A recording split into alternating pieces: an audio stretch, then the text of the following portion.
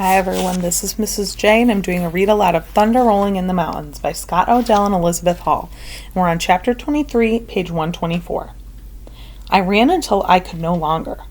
My heart raced and my breath came in great gasps. I bent over and placed my hands on my knees. When my breathing slowed, I started off again. I walked as fast as I could.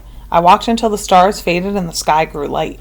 I crossed a frozen stream, stepping carefully so that I did not slip. On the far bank I knelt and broke through the ice with a stone. The cold water gave me new strength.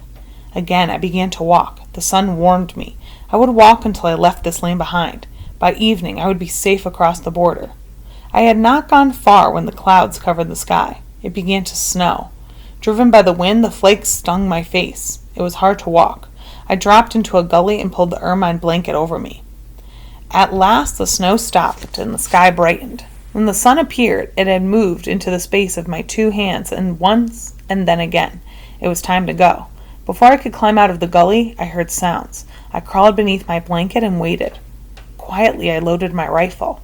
Then I lay still, hardly daring to take a breath.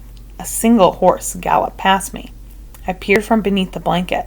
On its back was Charging Hawk. His eyes were narrowed and his face was grim. If he found me, I would pay dearly for my escape. While the sun moved across the sky, I did not stir. The white blanket blended in with the snow. From 3 steps away, a rider could not see me. I slept. When I awoke, the shadows were gathering. The sun was low and the first stars shone in the sky. With my hands, I scraped the snow from the ground. I ate only a little, enough to stop my thirst. Still, I waited. At last, Charging Hawk returned. His horse gleamed white in the dusk.